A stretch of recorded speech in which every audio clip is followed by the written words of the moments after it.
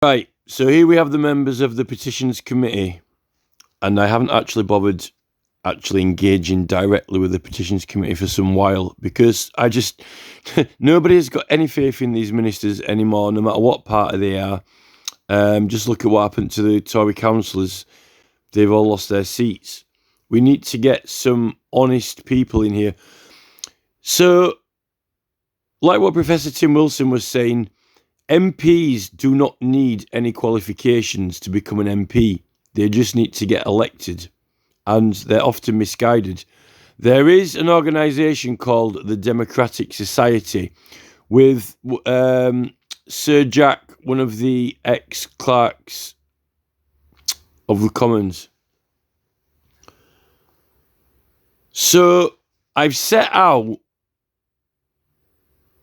a very thorough and detailed response to my petition being rejected. This has happened in the past. I don't like having to email the Petitions Committee because, frankly, it is effectively more painful than headbutting a brick wall, not only because of their inherent wish and desire to not comply, to not actually do what you want them to, but just the fact that there is an evident lack of intellect. There is a lack of logic and understanding. I'm going to start. I follow Professor Tim Wilson. He's found the same. He's a qualified professor in academia. Yet, when he went to see Mrs. May, she just literally fobbed him off as if, it doesn't even matter if you're a professor in law or if you've got the highest academic qualifications in the country. I think these people are just vehemently stubborn and they're guided by their parties. And you can't actually contact the ombudsman about them, and you can't. There is no official governing body that is responsible for the Petitions Committee. Therefore, you have to complain about the MP as if it were just a complaint about whichever MP it is who is on the committee you want to complain about. So here we've got Catherine McKinnell, MP Labour. I think I recognise that name from quite a while ago when she was on that committee. She's been on it for a while. Tanya Antonazi, MP. Scott Benton, Independent. Benton by name, Benton by nature.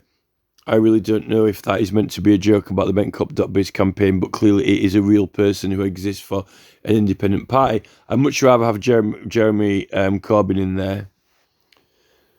Elliot Colburn, MP Conservative.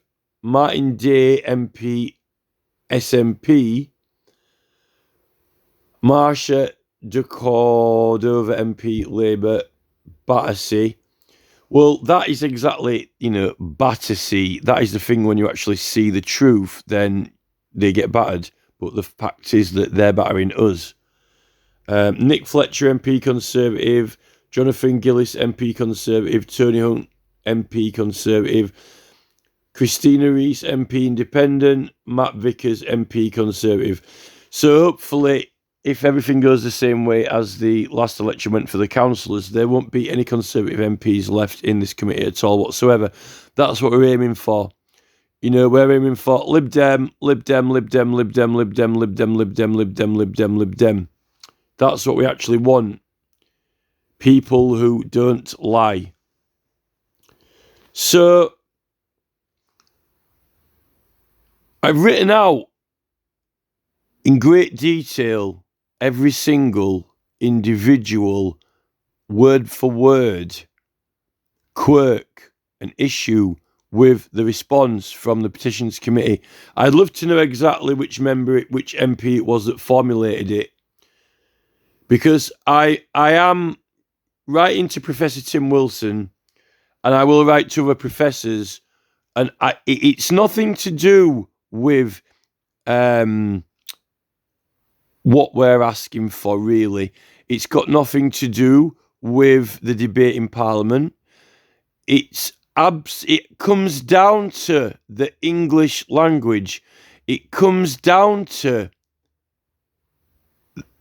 the standard of the English language, and not only the standard of the English language in a vocabulary term. They always word it. They've changed the wording for what they want me to put, or what they want me to put. It's like going to TuneCore, isn't it, when you want to release an album or a record, and they say, "Oh, no, you can't have that title." And this is, I'm an artiste. You know, what happened to art and releasing music? You know, now with Jeff Bezos on Amazon. They essentially put exactly what I've asked for in the title. They change it to put exactly what I've asked for, minus the police, which you can have the police because it's an inquiry. An MP can start a public inquiry, like Hillsborough. Hillsborough investigated the police as well in there with the whole thing. You can't not include the police, so you can have it. But it's not even about that. It's about just the entire structure of intellect, the entire fundamental basis of intellect, based on the fact that the premise that they have is that you cannot have any content, term, or reference to anything that is saying something has been done wrong. There is wrongdoing. Yet, however you word that, what is the underlying meaning of it? Well, this is when I feel like I want to get 100 professors in academia to write in to them. But I don't need them, because I know anyone knows that the opposite to something being wrong is being right. The opposite to wrongdoing is no wrongdoing, or doing good, or not doing anything at all, right? If there is nothing wrong with anything and nothing needs doing to anything, then no one would write a petition and pick up a pen, because all petitions are something that needs correcting or changing or adjusting. There is something wrong with the tax. Therefore, the tax needs adjusting because it's too low or it's too high. If the tax was perfectly okay and there was nothing wrong with it, it would not merit changing. No one would attempt to. They must believe that the tax is currently not right. But, you know, tax on tampons is one thing. But we're talking about an inquiry. And I've made a separate video about this, using the orange for an example, because you have to strip it down to the fundamental basis. And these people, they don't have a fundamental basis of anything. They don't have anything like that. And we see this in the Led by Donkeys investigation. The Led by Donkeys investigation highlights the behaviour and conduct of Matt Hancock and Kwasi Kwarteng, whose behaviour is seriously questioned when they're investigated undercover. But we don't need to go undercover to investigate the Petitions Committee. We don't need to go undercover. They're doing it out in the open, on display in front of everyone, without any shame, without any guilt. And I think that they either know very well that they are just being obstructive, or they just lack the intelligence. Judging by, Kwasi Kwarteng is meant to have some of the highest qualifications you can get, but he failed to even identify and recognise that he was under investigation covertly. And the conversation that these people have is not deep. When they're sat in front of a computer chatting, they, like me now, as I speak now, in between words, and ah. There is no higher quality dialogue evident in Kwasi Kwarteng or Matt Hancock's conversation in front of the computer when they've been investigated by led by donkeys? None. There is no higher vocabulary being used. There is no higher intellectual engagement being used or words. It is simpler than the words that I'm using. Now, this petitions committee, they are speaking and responding untrue. They are making statements that are not only untrue, they cannot possibly be cognitively valid, because the references and words and terms to what answers they are giving to me is defective. It is defective cognition. When you call for something that is to comply with a law and comply with an act of law, it has to comply with the act of law. A minister may initiate a public inquiry. The public inquiry that you're asking for can be running along existing police investigations and inquiries. So they said that you can't petition about anything that involves ongoing police investigations. Wrong. They actually said that I can petition for an inquiry, and any such inquiry that I can petition for, the rules in the inquiry are that it can run alongside any police investigations that are involving connected matters or associated matters. It can. The Petitions Committee are wrong. Wrong. They didn't read the Inquiries Act, or they didn't understand it, or they weren't interested. I would say all of those. Now, the minister doesn't do any investigating. The majority of things that MPs do are things that have been put to them by their constituents or scientists or lobbying people. MPs aren't investigators. If an MP initiates an investigation by public inquiry, the chairman and the board will investigate. But the MP can cause the inquiry if it appears to him, and this is how does it appear to him, when someone produces it to him, it will appear. The request appears. The need appears. The petition appears. When what appears to him? What would appear to him to merit an inquiry?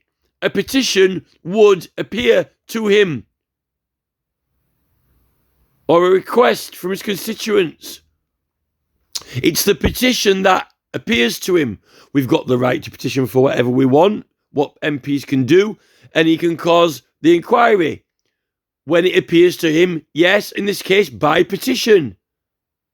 And of what nature is the material that will appear to him to suggest there will be one? It says what appears to him, what material appears to him, what case, what claim, what cause appears to him to merit such inquiry must have, according to the Inquiries Act, and by the way, an inquiry is proceedings, petition, so is any other type of case in this country. It must have, under Clause 1, A and B, either or, both, or either or. A, evidence that would prove facts and circumstances which would merit and prove something that would merit the inquiry. And B, evidence that it is of concern to the public. Well, that concern to the public means that the public want it, or the public are bothered about it, which would be the signatures on the petition. And what these signatures are on that petition, what are the signatures? They're evidence of public concern. But for what? The inquiry for what? What are they concerned of? To be concerned, you have to be concerned of something. When the title is, we want an inquiry into, you can't have an inquiry into nothing. It needs to be into something or someone, and for a reason, or it can't exist. Now, they've said you can have contractors and councils. They can't omit police because the Hillsborough had police. So it can be councils, police and contractors. After all, no matter if they want it in the wording that they suggested to me or the way I worded it, it means the same thing. There's really no difference the way I worded the main title. Now, you can't have an inquiry into some departments unless it is about something that someone is concerned about. Because you could just say, we're concerned about a department. To have a public inquiry because you're concerned about a department, but if you're concerned about a department, you wouldn't be concerned about a department if the department was performing perfectly. If a department was performing perfectly, you wouldn't be petitioning to the government unless you were petitioning them to give them an award or a medal or a promotion.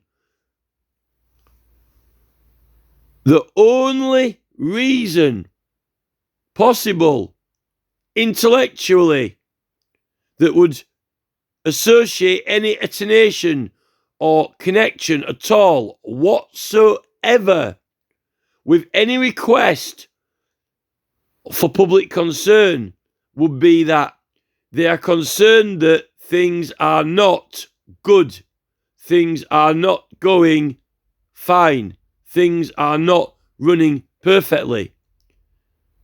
And to say that things are not going fine and not running perfectly, the only possible terminology in the English language, no matter which wording you choose for it, any selected word from the vocabulary that you choose to communicate, voice, or indicate the contrary of things being perfect, things going smoothly, and things being absolutely fine is things are not going absolutely fine, things are not perfect, or things are not right.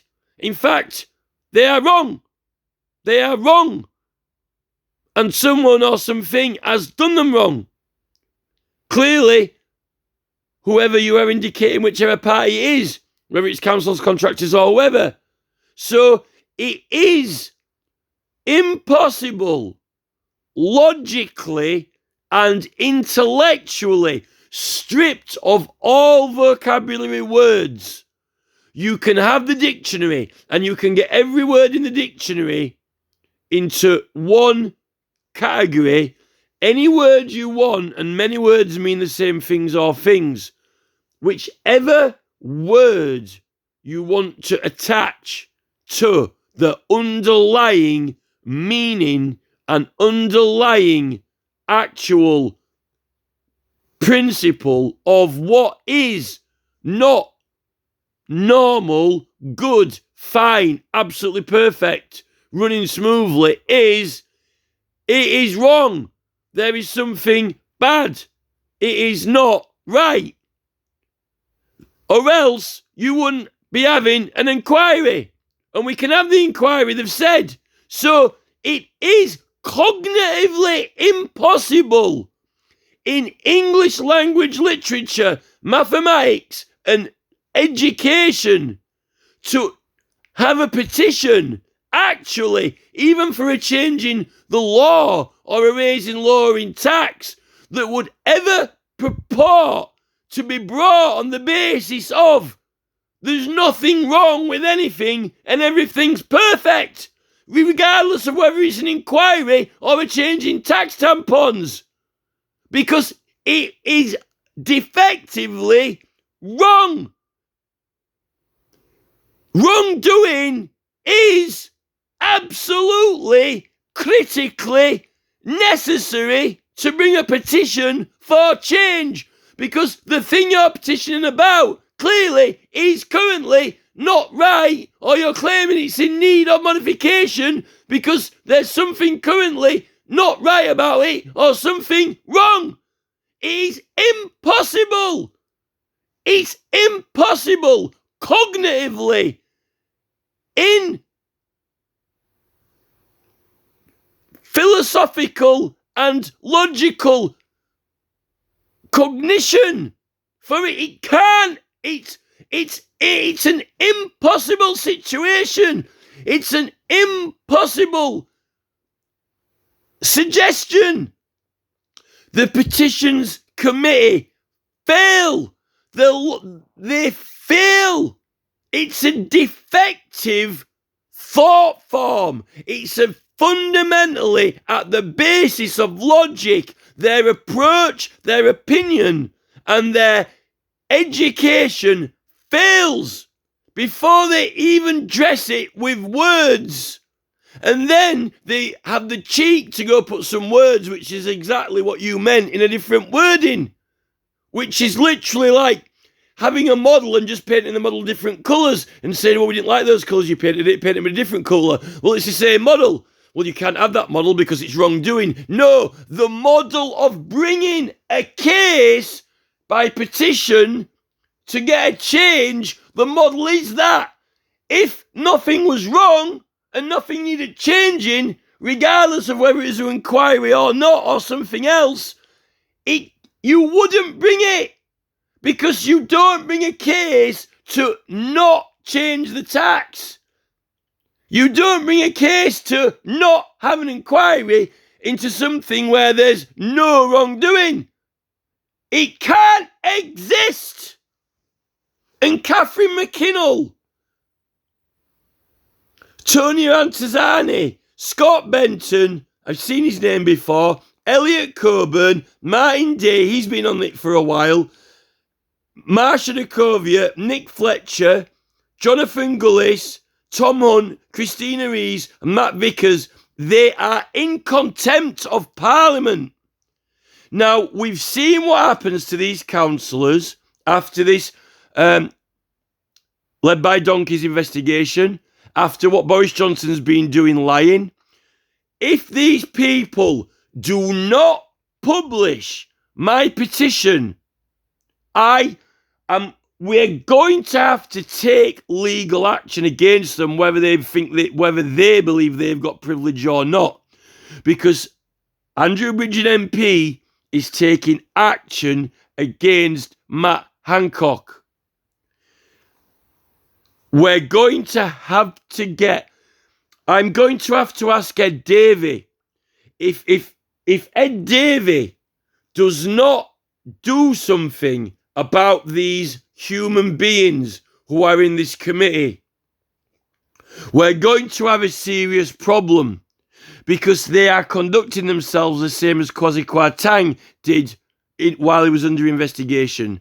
But they are not, you don't need to go undercover.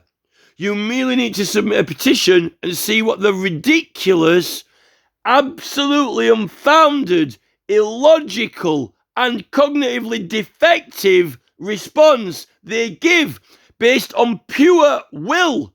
It's not based on a logical correctness. It is based purely on their own desire and will, and on the belief that they can say whatever they want, and they think that you have to accept it because they're the ones who make the decisions. And who is going to do anything about it? Who's going to do anything about it? And this is what we've got on the big platforms, on Fiverr, Facebook, Amazon. They're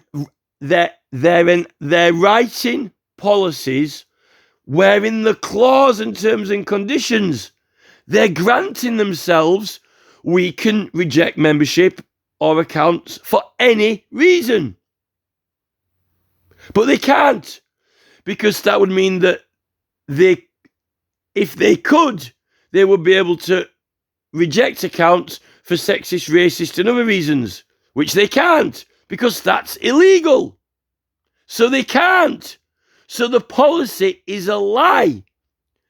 And they haven't either they've logically overlooked it, they've cognitively not calculated it, someone else has told them to do it, or they just don't care.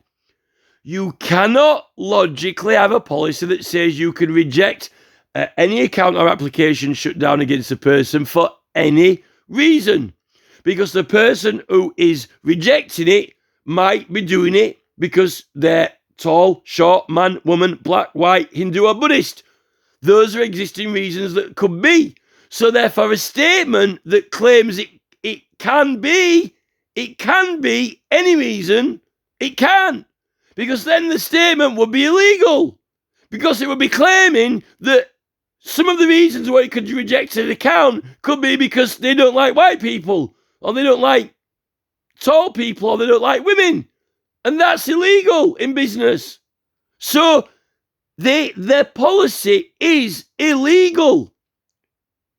And that is the same type of attitude, logic, and calculations what the Petitions Committee members are acting on.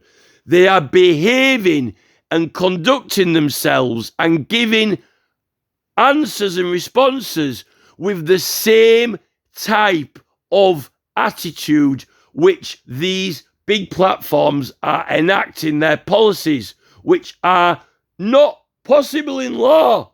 They're defective in law. They can't lawfully issue them or even uphold them. Because some of the reasons that you can have, you can't have. So they can't do it for any reason. It's not possible.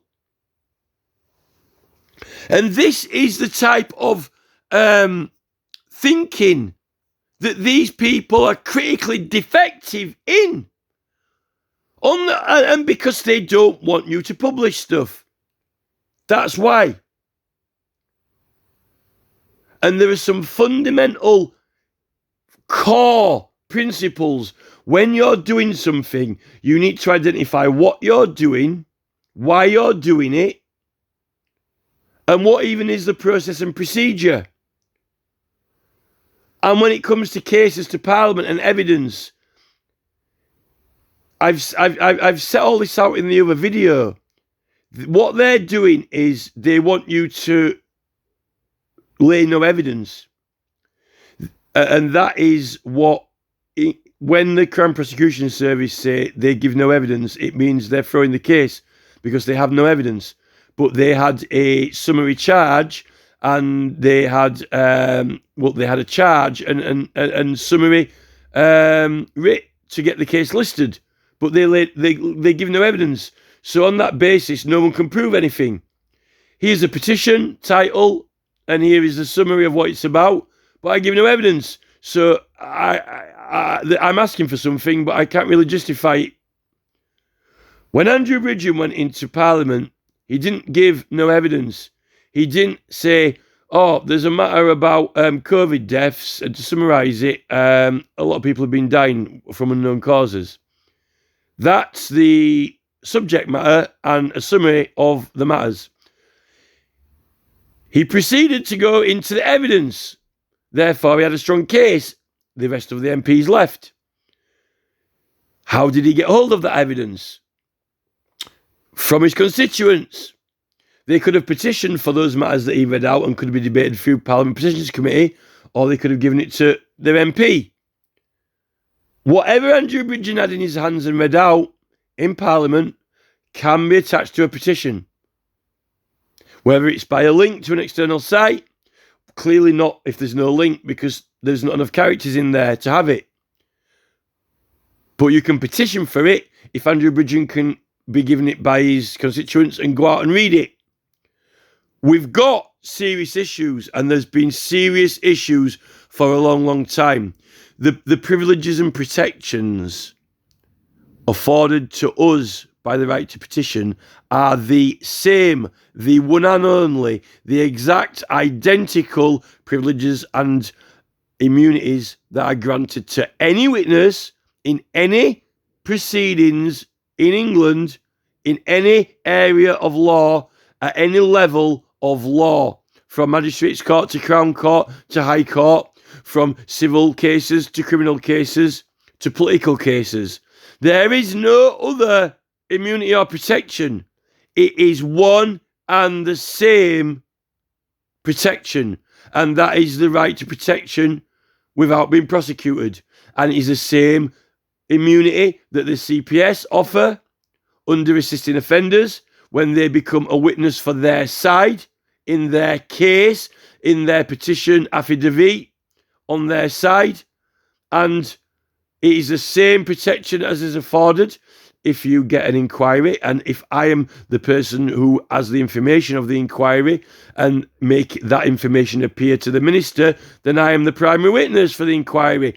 And if we get the inquiry, then I will have the immunities that are set out in the inquiry as well as the immunities of the right to petition, because it is the same immunity and none other. There is no other immunity. It is the very same exact immunity.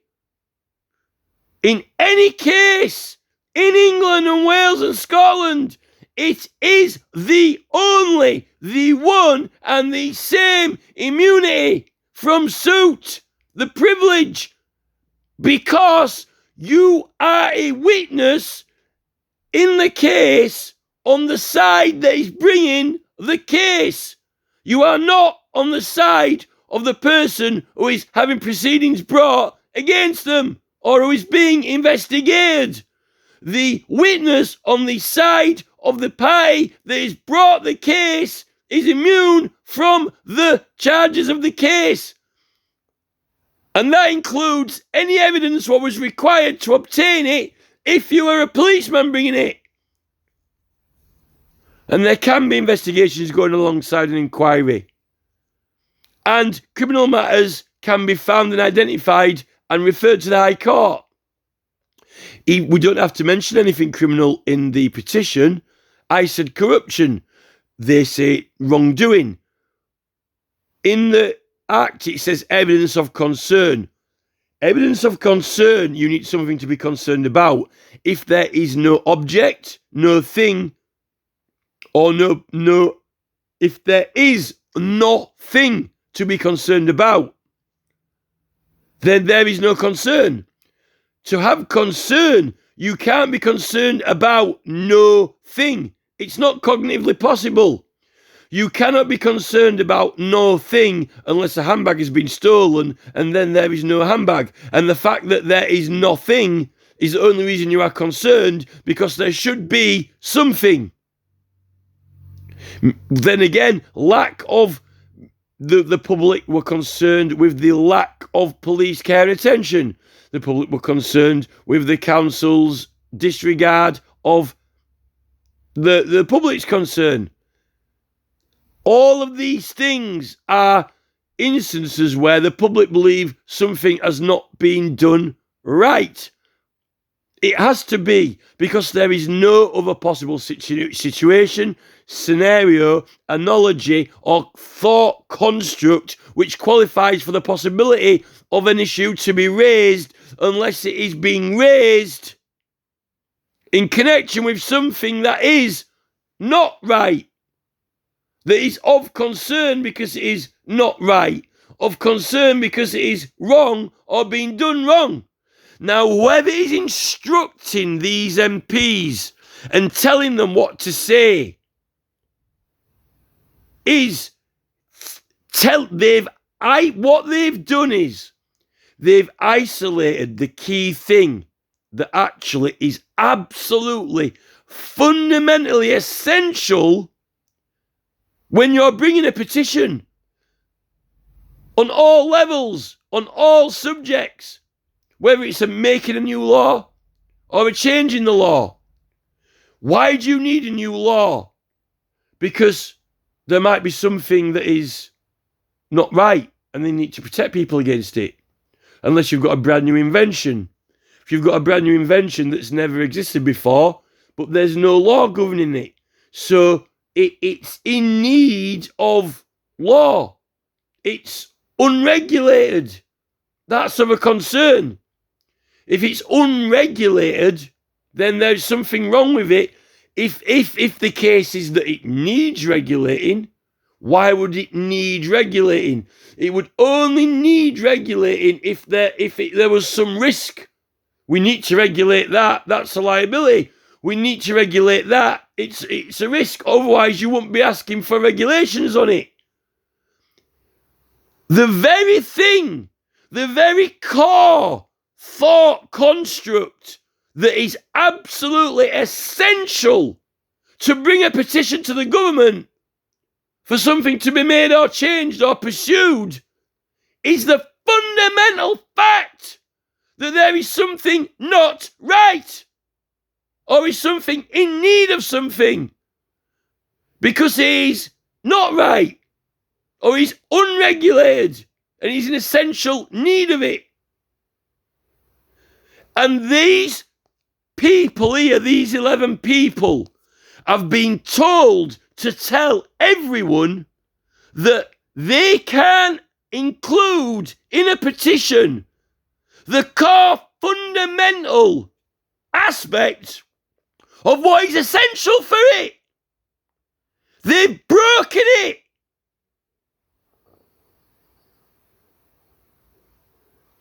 And then they want you to word it other ways. It's worse than giving no evidence. They want you to fail epically. Epically fail.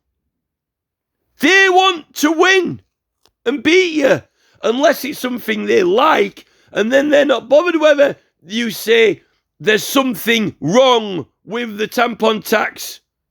There's something wrong with it. It's not right. It's too high. It needs to be lowered. The tampon tax is in need of lowering.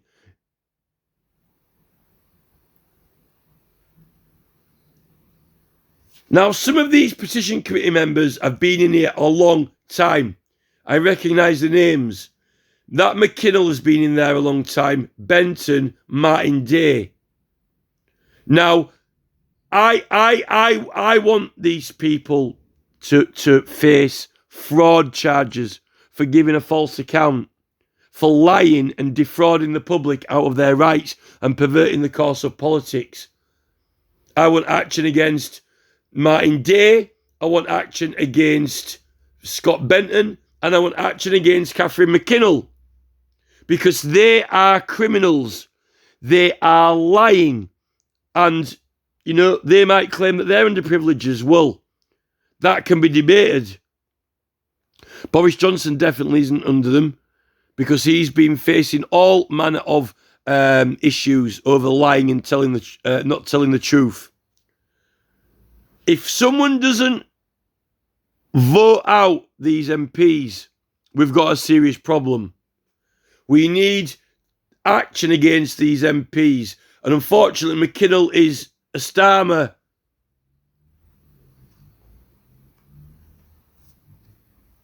Minion. Labour, you'd have fought more from Benton. Tories, SNP. Just despicable.